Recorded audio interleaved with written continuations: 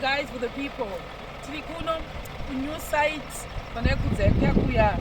So, nezuro pakaswa cabin ish. Yo yakaiswa because pakaswa patika uya papane mazisora asingaiti. So akabawa please sustain.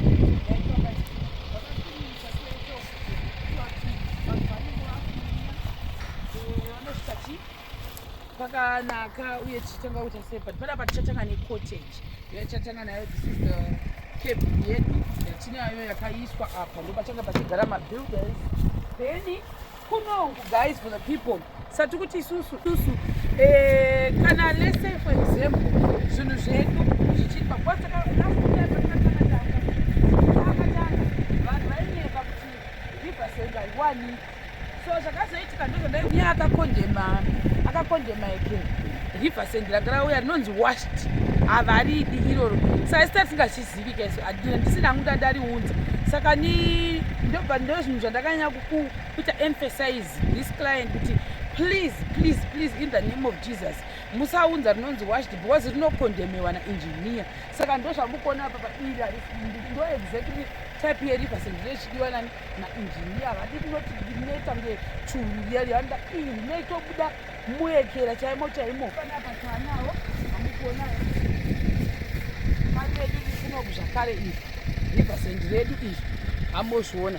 So apa pataakunomirira kuti because ndatozoudzwa kuti vakaorder nepitsand because these guys ndopatina navo futi sati kuti iwo kana uri client yedu uri around Harare kana nyangwe sotofukara kuma-outskirts mudhirivharirwa zvinhu zvakaita samakwari, maRiversand, mapitsand, magravel. Get in touch with me zvinoita kuti mubatane nevakomana ivava vanoita zvokudhirivhara material kumasites. Saka because ndashanda navo kubva thingi tiri kunotoni, tiri kunyatsime, tiri kuno zvakare kwataakuno kuWarren Park ndoko kwatiri kunoku. Saka tiri kuti guys, for the people, thank you very much for supporting me.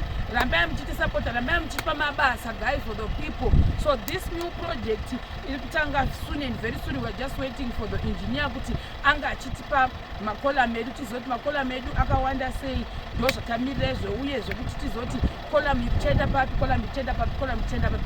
Special foundation zvakare datiri kuita pano guys, for the people. We thank God kuti mabasa akaita sewayo kuramba achiuya zvakare nekuti vanhu vakaona maitira tichita special foundation yedu. Last time takazenge takuita maline edu emabeams aya nemabricks, but this time we said kuti hatikuda kuti tichezosoka takatoudza relative yeclient kuti tikuda mangu mazipuranga aya anoiswa kudai so that tichashandisa mabricks zvinyatsokuita sei zvibude zvisina zvakanyatsokuti hamuona. Saka tichashadzwa matimba yakati one day in advance kuitira kuti zvisazonetsa. Saka vati because apa tatanga kuti ngatibate makwari neRiversand zvichazodira chipasi apa pamacolumns edu nepamabeams pamacolumn nepamabases.